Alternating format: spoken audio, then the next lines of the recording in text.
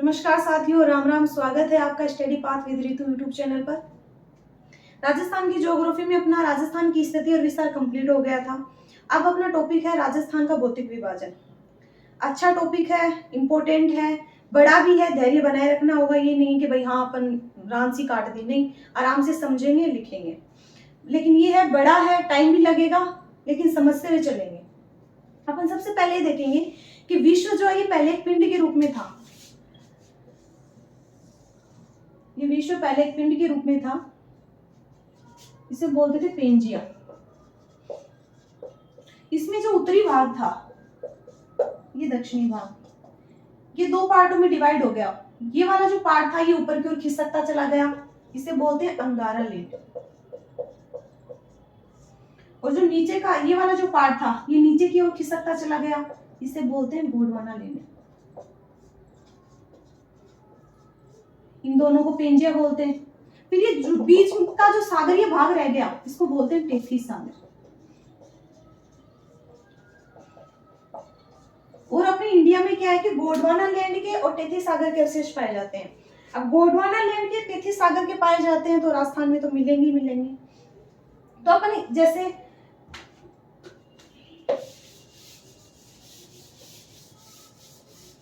इसमें क्या हुआ कि जो मरुस्थलीय भाग था,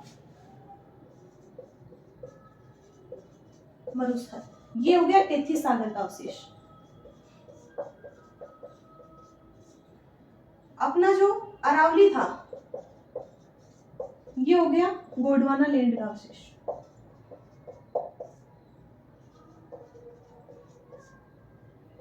पश्चिमी पूर्वी मैदानी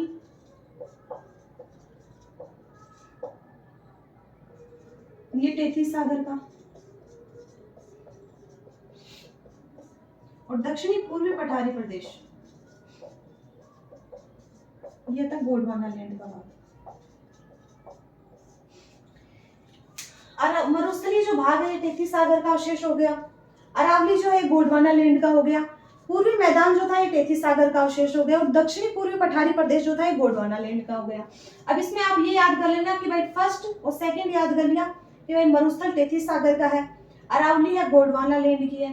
तो टेथीस गोंडवाना ये तो क्रम चल रहा है, तो ये वैसे भी याद हो जाएगा। और भाई अपना अल्फाबेट के हिसाब से बनाना चाहो तो आप अलग बात है, तो ये लिख लो। फिर अपन ये देखते हैं कि राजस्थान जो है इसको कितने भौतिक भागों में बांटा गया है और किस किस ने इसको अलग अलग विभाजनों में किया। वैसे तो 4 तो इसके मुख्य विभाजन है, वो तो अपन पढ़ेंगे, लेकिन उससे पहले ये देख लेते हैं कि 2-3 जो अपने जैसे ऋषि मिश्रा है और A.K. सेन है, इन्होंने इसको कितने भागों में बांटा है, पहले ये देख लेते हैं, फिर अपना स्टार्ट करते हैं। ये उतार लो पहले।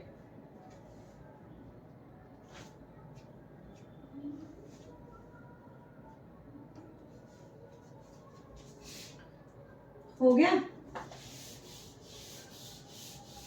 ये। अब अपन ये देखेंगे कि राजस्थान जो है इसको प्रोफेसर जो वीसी मिश्रा थे, उन्होंने इसको क्या किया, 7 भागों में विभाजित किया। और इनकी एक बुक आती है कि राजस्थान का भूगोल, वीसी मिश्रा बुक आती है राजस्थान का भूगोल।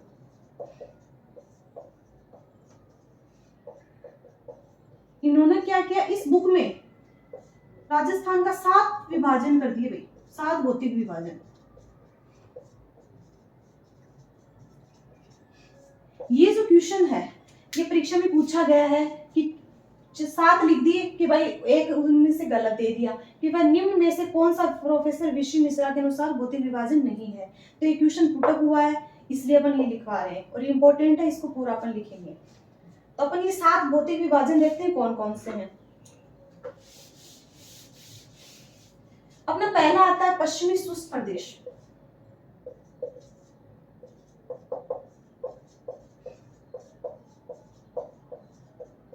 एक आता है अर्ध शुष्क प्रदेश,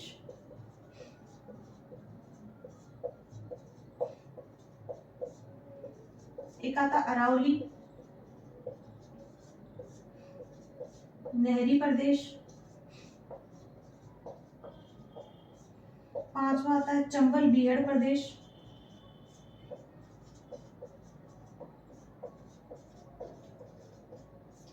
छठा आता है दक्षिणी पूर्वी पठारी प्रदेश, या पठारी प्रदेश बोल देंगे इसको।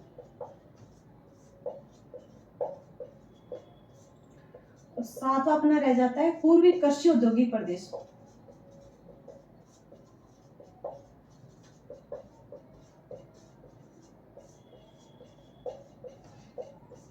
ये 7 है कि प्रोफेसर वीसी मिश्रा जो थे उन्होंने क्या किया, इसको 7 पार्टों में डिवाइड कर दिया।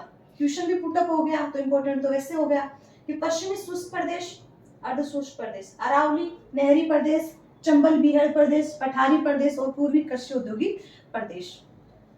ये लिखो। फिर अपन ये देखते हैं कि एक दो विभाजन और रह गए, जैसे AK सेन ने किया है, रामलोचन सिंह ने किया, वो और देख लेते हैं, फिर अपना स्टार्ट करते हैं। जैसे ये हो गया, उतार लो।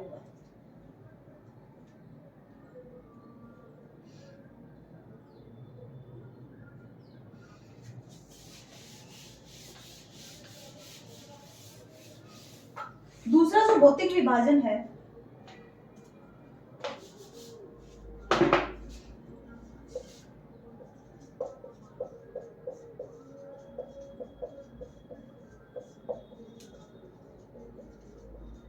ये क्या AK सेन ने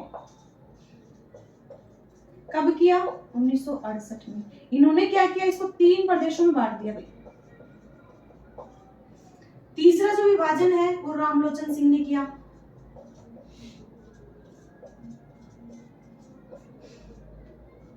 1971 में। इन्होंने क्या किया, इसको जैसे 2 तो इन्होंने इसको वृहद औद्योगिक प्रदेश में बांट दिया, वृहद प्रदेश। 4 इन्होंने इसको उप प्रदेशों में बांट दिया, और 12 इसको डिवाइड कर दिया लघु औद्योगिक प्रदेश, लघु वृहद प्रदेश, लघु प्रदेश आएंगे।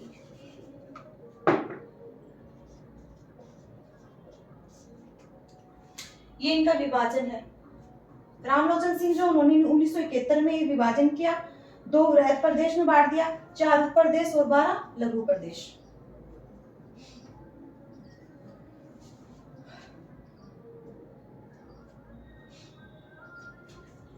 वैसे तो अपने राजस्थान को स्थलाकृति के हिसाब से देखें तो 4 ही पार्टों में डिवाइड किया गया है, और वही अपन इसमें आगे पढ़ेंगे। ये है कि भाई हाँ ये इंपॉर्टेंट है, क्वेश्चन पुटअप उस वाले से हो गया था, वीसी मिश्रा वाले से, तो यहाँ से भी हो सकता है, तो अपन क्यों छोड़े 2 लाइन। चलो उतार लो ये, फिर अपन स्टार्ट करते हैं।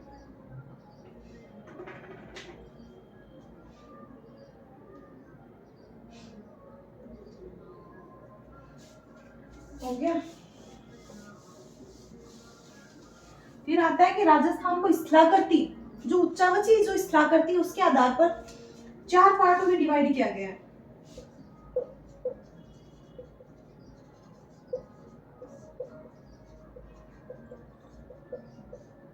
ये 4 पार्ट अपन देखेंगे। तो यहाँ पर प्रदेश लिखेंगे, जैसे पश्चिमी मरुस्थलीय प्रदेश,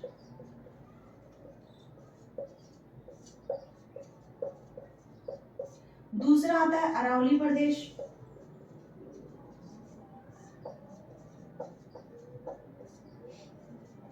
पूर्वी मैदानी प्रदेश,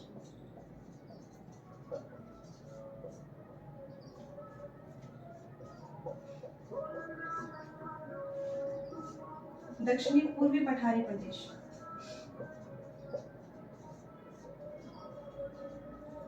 इसका क्षेत्रफल और जनसंख्या यही देख लेते हैं। यहाँ क्षेत्रफल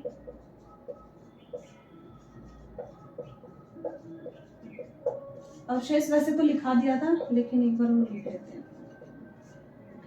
पश्चिमी मरुस्थलीय जो प्रदेश है इसका क्षेत्रफल आता है 61.11%। अरावली जो है इसका क्षेत्रफल आता है 9%। पूर्वी मैदानी जो प्रदेश है इसका क्षेत्रफल आता है 23%, और दक्षिणी पूर्वी जो पठारी है इसका आता है 6.89%। जनसंख्या ले लो, पश्चिम मरुस्थलीय प्रदेश की जनसंख्या आती है 40%। अरावली जो प्रदेश है इसकी जनसंख्या आती है 10%, और पूर्वी मैदानी प्रदेश है इसकी जनसंख्या आती है 39%, और दक्षिणी पूर्वी पठारी प्रदेश जो इसकी जनसंख्या आती है 11%। अवशेष देखते हैं। पश्चिमी मरुस्थलीय जो प्रदेश है ये आता है टेथी सागर का अवशेष। वो टैग वाला देख लेना, टी जी उस हिसाब से इसका क्रम हो जाएगा। अरावली गोंडवाना लैंड का है।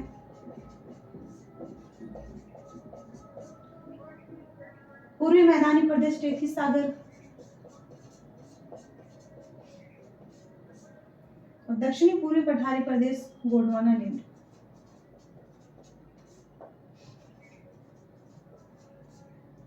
ये अपने 4 विभाजन है। फिर अपन स्टार्ट करते हैं पश्चिम और उत्तरी प्रदेश की। ये स्थलाकृति के आधार पर देखेंगे कैसे पार्टों में डिवाइड किया गया है। पहले आप ये उतार लो, फिर अपन इसको एक बार मैप में देख लेते हैं।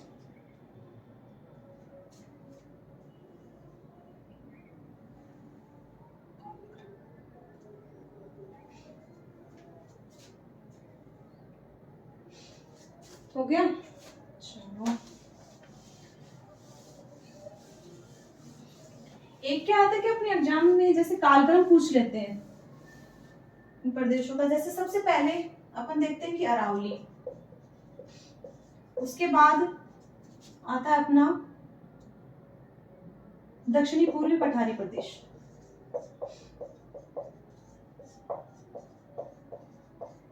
फिर आता पूर्वी मैदानी, और लास्ट में आ जाता है पश्चिमी मरुस्थलीय प्रदेश। ये कालक्रम आता है कि सबसे पहले अरावली का विकास होता है, फिर दक्षिणी पूर्वी पठारी प्रदेश, फिर पूर्वी मैदानी, फिर पश्चिमी मरुस्थलीय प्रदेश।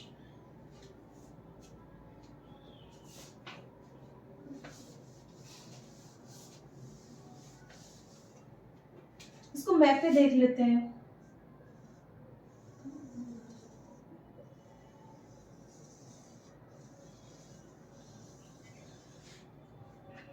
ये वाला जो पार्ट आता है अपना, ये आता है पश्चिमी शुष्क मरुस्थलीय प्रदेश।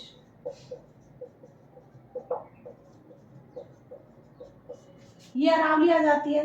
अरावली की एक चीज ध्यान रखना कि ये ऊपर से संकरी है और नीचे से चौड़ी है, तो ये अपनी अरावली आ जाएगी। यहां से इसको संकरी कर देना। ये वाला जो पार्ट आता है, ये आता है पूर्वी मैदानी, ये अरावली होगी। और ये वाला जो पार्ट बच गया है, ये आता है दक्षिणी पूर्वी पठारी प्रदेश। फिर इतना ही नहीं, इसको आगे भी विभाजित कर रखा है। जैसे पश्चिमी शुष्क मरुस्थलीय प्रदेश है, इसको 2 पार्टों में डिवाइड कर दिया, शुष्क में और अर्ध शुष्क में। अरावली आती है तो इसको वही उत्तरी अरावली, मध्य अरावली, दक्षिणी अरावली। पूर्वी मैदानी प्रदेश से इसको 4 बीहड़ प्रदेश आते हैं।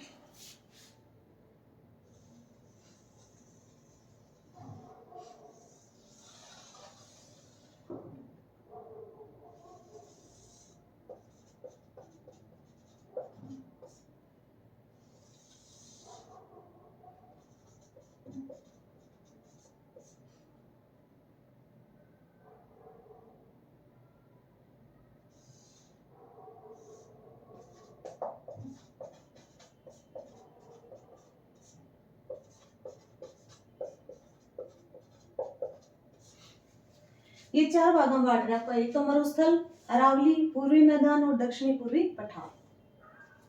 अब पश्चिमी मरुस्थलीय जो प्रदेश है, ये क्या है कि थार का मरुस्थल को भाग है। थार का जो मरुस्थल है,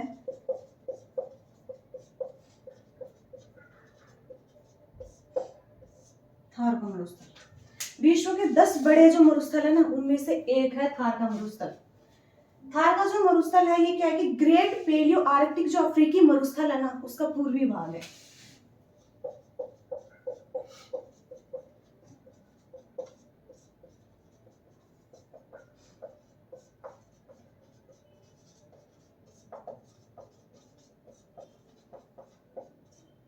थार का जो रेगिस्तान है, इसका विस्तार रहता है 2 देशों में, पाकिस्तान में और भारत में।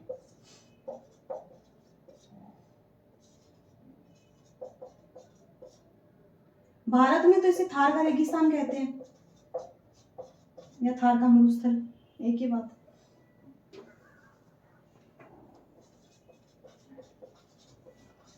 और पाकिस्तान में इसे बोलते हैं चोलिस्तान। भारत में क्या है कि थार के मरुस्थल का जो विस्तार है ना, वो 4 राज्यों में है। कौन कौन से? पंजाब आ जाता है, हरियाणा, फिर राजस्थान और गुजरात। 4 हो गए, पंजाब, हरियाणा, राजस्थान, गुजरात। पंजाब में सबसे कम विस्तार है और राजस्थान में सबसे ज्यादा है।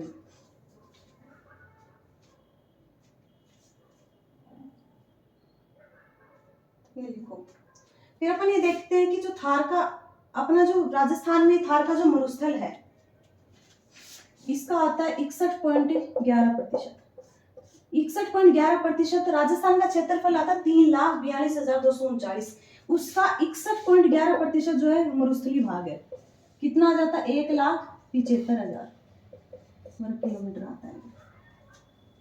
फिर अपन देखते हैं कि राजस्थान में क्या है कि मरुस्थलीय भाग है, इसमें 12 जिले आते हैं। 12 जिले यहां से ले लो, गंगानगर, हनुमानगढ़, चूरू, झुंझुनू, सीकर, इधर आ जाओ बीकानेर, जैसलमेर, फिर बाड़मेर, फिर जोधपुर, और इधर जालौर, पाली और नागौर। ये अपने 12 डिस्ट्रिक्ट जो हैं वो अपने राजस्थान के आगे। इसमें क्या है कि अरावली के पश्चिम में अगर टोटल पूछे तो 13 जिले हैं भाई। यहाँ सिरोही आ जाता है, और जो सिरोही है ना ये अरावली के पश्चिम में तो काउंट होगा, लेकिन क्या है कि मरुस्थलीय भाग में ये शामिल नहीं है। फिर अपन ये देखते हैं कि इसकी जो जनसंख्या है 40% इसकी जनसंख्या है। वनस्पति जो है यहाँ पाई जाती है मरुद्भिद, इसे जीरोफाइट भी बोलते हैं।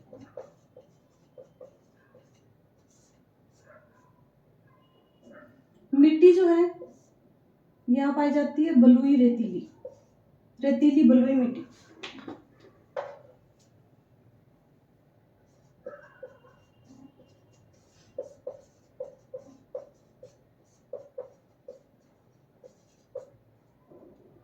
अवसादी चट्टानें पाई जाती है मरुस्थलीय भाग में।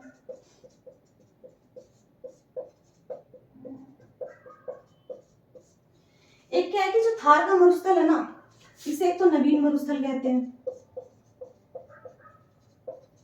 एक सर्वाधिक जैव विविधता वाला मरुस्थल कहते हैं। ये लिख लिया हो तो मिटा दूं, फिर यहाँ लिख देते हैं कि नवीन मरुस्थल, सर्वाधिक जैव विविधता,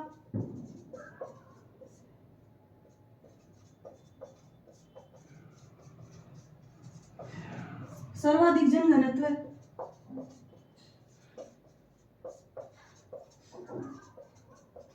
जितने भी मरुस्थल है ना उनमें सबसे ज्यादा जनघनत्व आता है थार के मरुस्थल का 103। यहाँ 3 वर्षा रेखाएं पाई जाएंगी राजस्थान में। यहाँ जो होगी मरुस्थल जो है इसके पश्चिमी जो सीमा बनाती है वो आती है 10 सेंटीमीटर वर्षा रेखा, ये पाई जाएगी जैसलमेर में।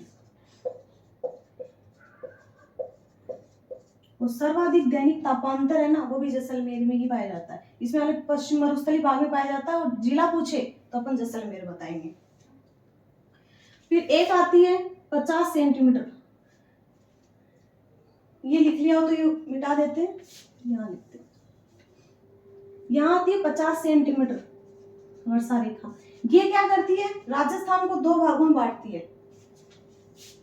अरावली है, अरावली के पश्चिम में, और एक अरावली हो गई। फिर एक आती है 25 सेंटीमीटर वर्षा रेखा। ये क्या करती है कि मरुस्थलीय जो भाग है ना इसको 2 भागों में बांटती है, 25 सेंटीमीटर वर्षा रेखा।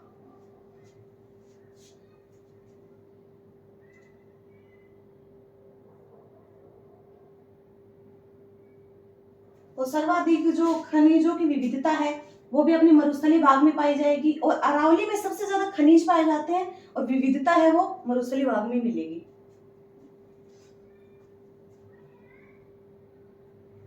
फिर एक नोट लगा के एक बात लिख लेना भाई कि भारत में सबसे निम्न वायुदाब का जो क्षेत्र है ना वो थार का ही मरुस्थल है। निम्न वायुदाब का क्षेत्र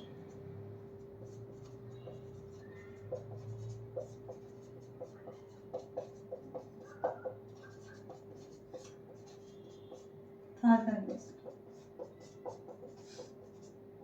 कि निम्न वायुदाब है कि भाई सबसे ज्यादा तापमान कहाँ पाया जाता है, तो सुखो तो यही पड़ा मरुस्थल का माई, तो वायुदाब कम ही होगा। जहां तापमान ज्यादा होगा वायुदाब अपने आप ही कम हो जाता है। ये उतार लो, फिर अपन आगे बात करते हैं।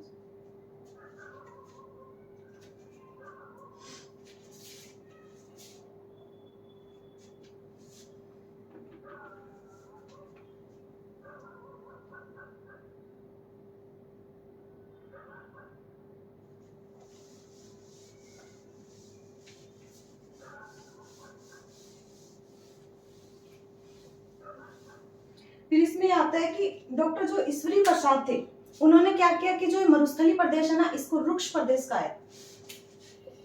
तो रुक्ष प्रदेश,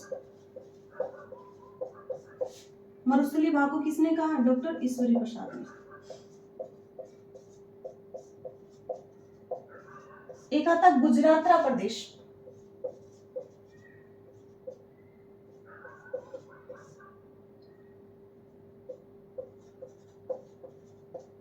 तो चीनी यात्री थे हेनसांग, उन्होंने इस वाला जो प्रदेश है मरुस्थलीय प्रदेश, इसको गुजरातरा कहा है।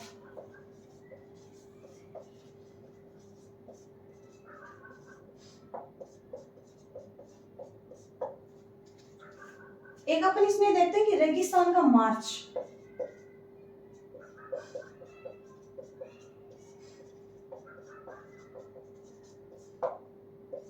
रेगिस्तान का मार्च क्या है कि रेगिस्तान का आगे बढ़ना।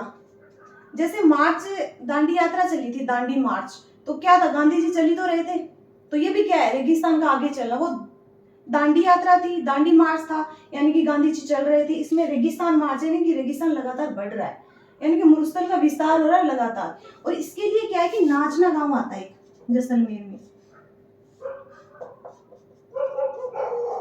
ये प्रसिद्ध है इसके लिए।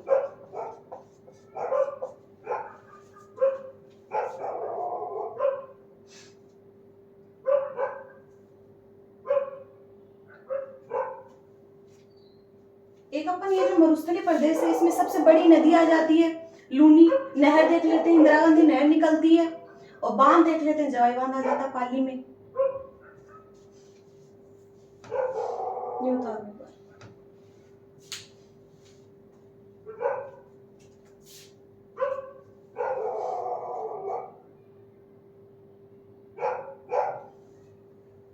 ओके,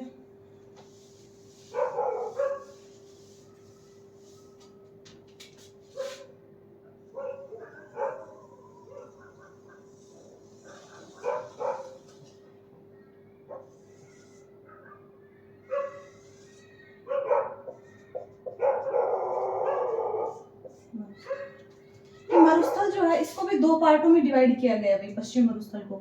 ये वाला जो पार्ट आता है, ये आता है शुष्क मरुस्थल, और ये आ जाता है अर्ध शुष्क मरुस्थल। टोटल 12 जिले पढ़े थे कि भाई 12 जिले पश्चिम मरुस्थलीय प्रदेश में आते हैं, तो 12 में से 2 जिले जो है वो तो इसमें पूरे पूरे आएंगे। कौन कौन से? बीकानेर और एक जैसलमेर। बीकानेर और जैसलमेर में तो इसमें पूरे पूरे आएंगे, और बाड़मेर का और जोधपुर का थोड़ा सा भाग आता है इसमें, और बाकी के 8 जो जिले बच गए वो आते हैं अर्धशुष्क में। और जो शुष्क मरुस्थलीय प्रदेश है ना, इसको भी 2 भागों में डिवाइड किया गया है।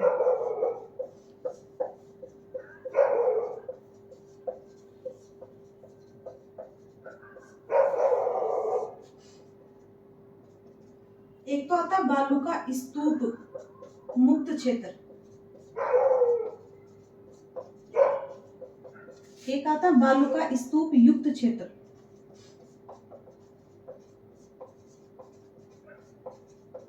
मुक्त यानी बालू का स्तूप, बालू का स्तूप होते हैं बालू के टिल्ले, कि भाई बालू माटी है जो वो बेड़ी होगी, वो बालू का टिब्बा ना, बालू का स्तूप नाम दे दियो। तो बालू का स्तूप मुक्त यानी जहां पे बालू के टिल्ले नहीं है, तो वो तो आता है मुक्त में, आता है 41.50% भाग, और बच गया वो 58.50% आता है बालू का स्तूप युक्त क्षेत्र में, यानी कि बालू का स्तूप पाए जाते हैं इस वाले क्षेत्र में।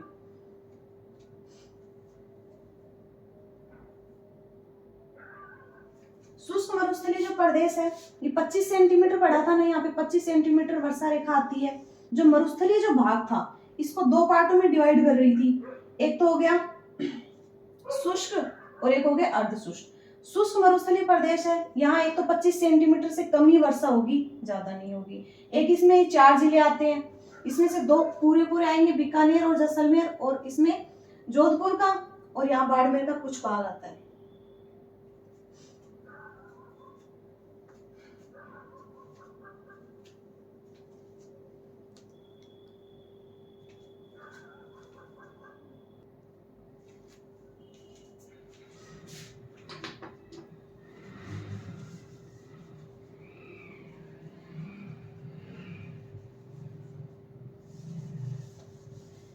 शुष्क मरुस्थल है ना, ये यहाँ पे सम स्थान आता है जैसलमेर में। ये क्या है, वनस्पति रहित क्षेत्र है, वनस्पति नहीं है। राजस्थान का न्यूनतम वर्षा वाला जो स्थान आता है वो सम जैसलमेर ही आता है। और ये डेजर्ट सफारी के लिए प्रसिद्ध है। एक आती है लाठी सीरीज।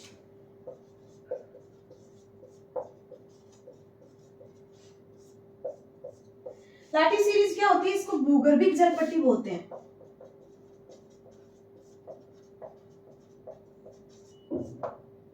कि ये जैसलमेर में होती है। पोखरण से मोहनगढ़ तक की जो 80 किलोमीटर की जो सीमा है, मान लो एक पट्टी सी है, उसको बोलते हैं लाठी सीरीज। ये क्या है कि एक मीठे जल का स्रोत होता है, जैसे कुओं में मीठा पानी निकलता है वैसे ये भी एक जलपट्टी है। तो ये पाई जाती है जैसलमेर में। जैसलमेर में भी ये निकलती है पोखरण से मोहनगढ़, पोखरण से 80 किलोमीटर की है। भूगर्भिक जलपट्टी है, मीठे जल का स्रोत है।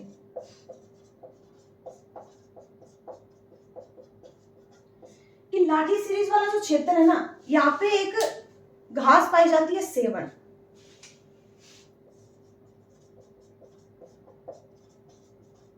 और ये जो सेवण घास है, इन अगर काट दिया ना, कटाई हो जाती है इसकी, तो इसको बोलते हैं लिलोण। और इसका एक वनस्पतिक नाम आता है सिड्यूकुस, लस्यूकुस सिड्यूकुस।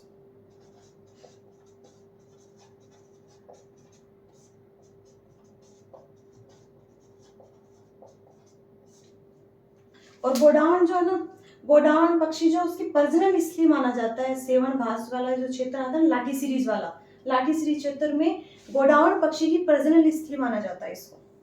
फिर यहाँ पे एक चंदन नलकूप आता है जैसलमेर में, ये भी मीठे जल का स्रोत है, जैसलमेर में आता है ये भी मीठे जल का स्रोत आता है। चांदन नलकूप जैसलमेर में आता है। और इसे थार का गढ़ा भी कहते हैं भाई।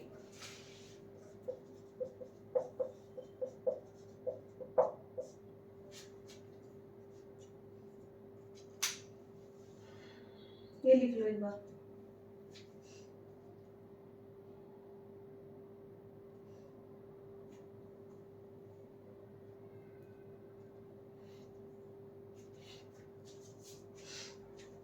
और एक शुष्क मरुस्थल जो है ना, अभी सूखा ही है, तो इसको क्या कहते हैं, महान मरुस्थल कहते हैं। महान मरुस्थल।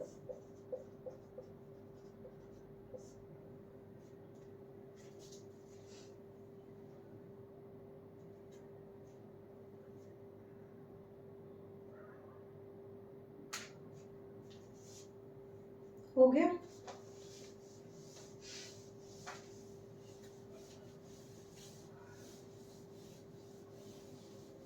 कि हमने जो ये पढ़ा था कि भाई 1,75,000 की जो सीमा पश्चिम मरुस्थलीय प्रदेश जो है, ये मरुस्थलीय भाग था, इसकी आती है 1,75,000, 61.11% भाग पे था ये। लेकिन 1,75,000 जो है ना, ये तो हिंदी ग्रंथ अकादमी के अनुसार है एग्जैक्ट यही, हिंदी ग्रंथ अकादमी के अनुसार। लेकिन काजरी ने भी इसकी सीमा निर्धारित की है, वो की है 2,09,000 वर्ग किलोमीटर, ये काजरी के अनुसार है।